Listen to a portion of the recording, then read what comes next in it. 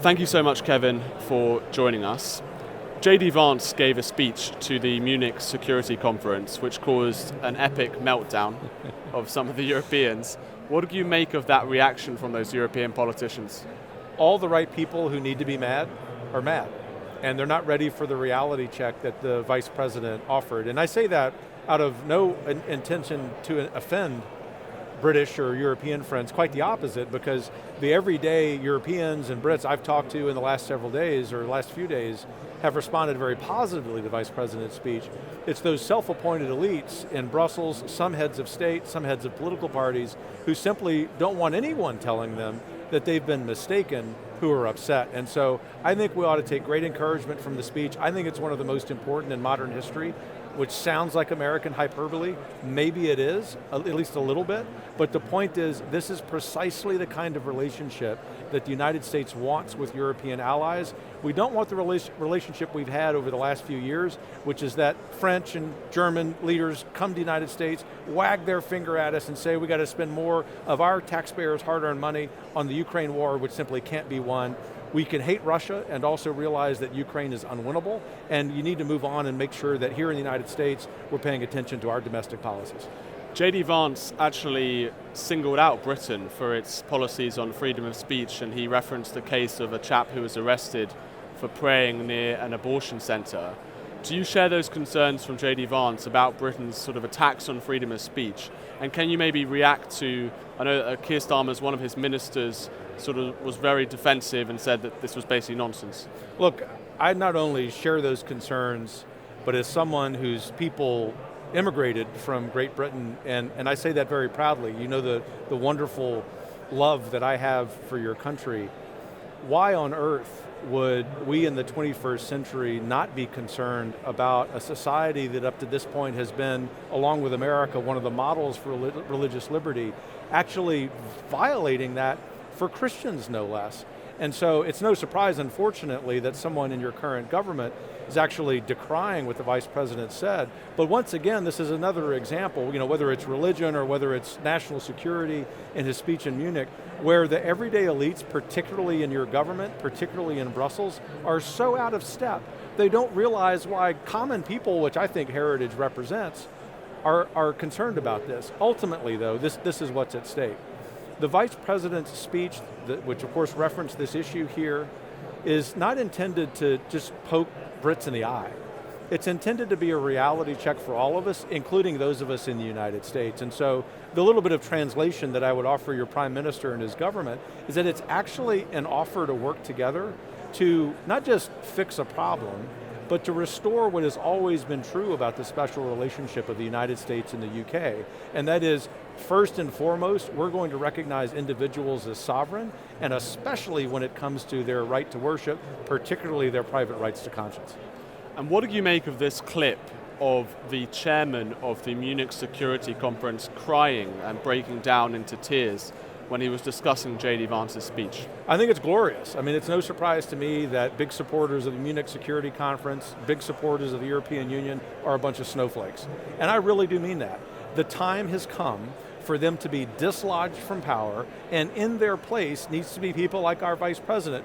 Thankfully, you have in the United Kingdom many men and women who ought to be in positions of leadership. It may take the United Kingdom a few years until your next election cycle to get there, but the revolution that we're seeing, the political revolution that we're seeing across the Atlantic is, as President Trump likes to say, a revolution of common sense.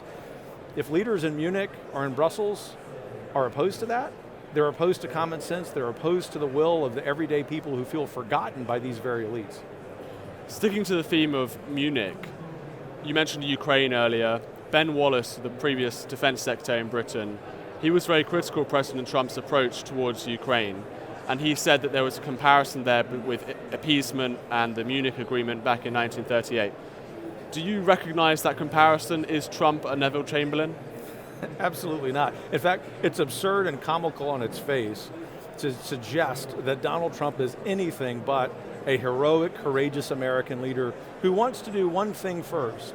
And it isn't just put America first, it's to do so with the purpose of inspiring other European countries to put their money where their mouth is. In the case of Great Britain, you don't need to be told about that, you do that. But in the case of the Germans and the French in particular, they love to tell Americans especially that we have to do something, we Americans have to do something that they are not willing to do, which is spend a certain percentage of their GDP on defense. As it relates to Ukraine, two things can be true at once. You can believe that Vladimir Putin is evil and the war is a terrible, evil aggression on sovereignty, which it is. But you can also recognize, particularly from our vantage point as Americans, that as much as we don't want Ukraine to lose this war, it's unwinnable.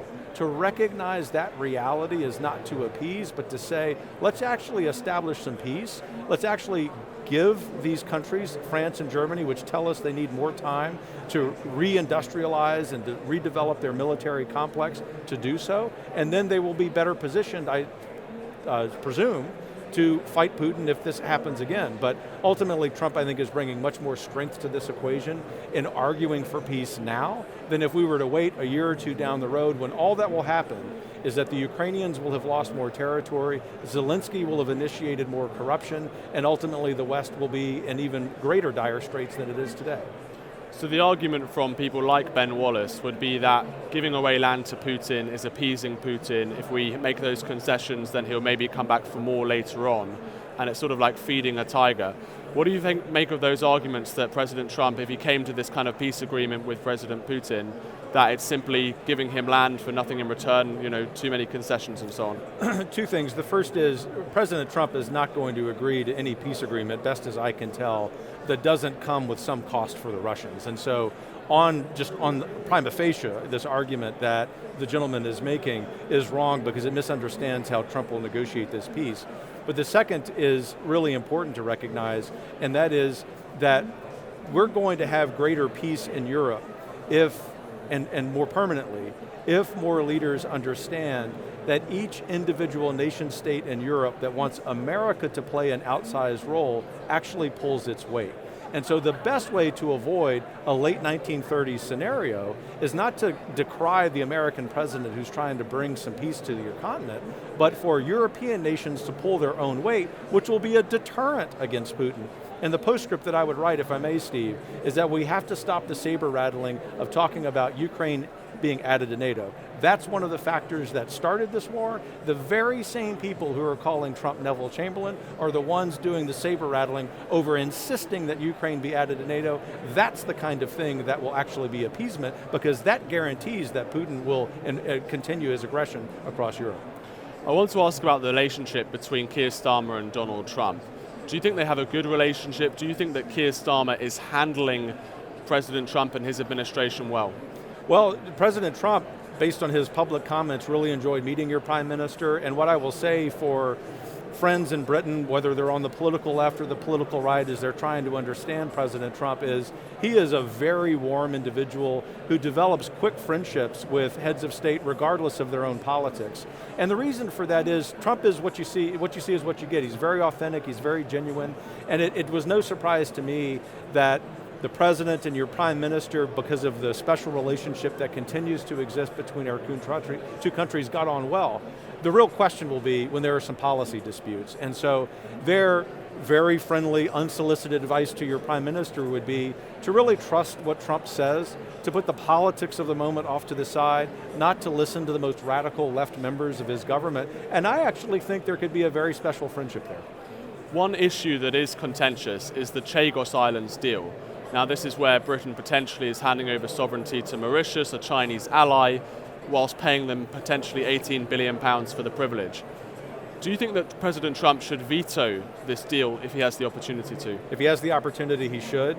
That's an example of appeasement. That's an example of appeasing a much greater threat to world peace, the Chinese Communist Party, than Russia ever will be in modern history. It is one of the atrocious ideas of your government that really needs to be brought to an end, whether by our president, if he's got that authority, or someone else. Do you think that Keir Starmer has appointed the right man to be ambassador to the United States? Peter Mandelson, he has a history of being very critical of President Trump. He's a very kind of left-wing former aide to Tony Blair. Do you think he's the right man for that job? I think it remains to be seen. I'll reserve judgment on that because I do think it's important for those of us in policy to give every newly appointed official the benefit of the doubt. Obviously, the track record there can be a cause for concern for those of us who love our country and are politically conservative. He's got an opportunity to offset that track record and to come to our country and not tell us what to do, but to be a partner, as he should be, to represent your government well and your nation's interests, obviously, that's his job. But he's got an opportunity to help revitalize this special relationship. It won't take much, it won't take many missteps, given his track record, for him to be persona non grata in Washington.